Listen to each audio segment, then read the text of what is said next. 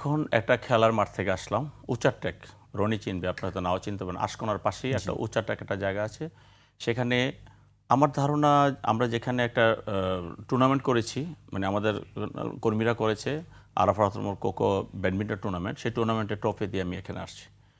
তো সেখানে আমার মনে হয়েছে মিনিমাম 1000 মানুষ ছিল, বয়স্ক মানুষ ছিল 50%, আর বাকি 50% ইয়াং বাচ্চারা যারা খেলেছে।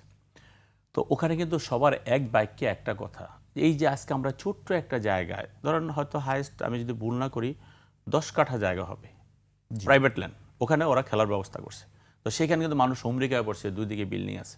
তো সেখানে তাদের সবার একটা বক্তব্য ছিল যে আপনি যদি নির্বাচিত হন, আপনারা যদি আমরা নির্বাচিত করি, আমাদের এখানে খেলার মাঠ করে দিতে হবে। কি কারণে?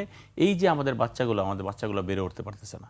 তখন আমি ওদেরকে বললাম যে হ্যাঁ, আমাদের আসলে এই খেলাধুলা যদি আমাদের বাচ্চারা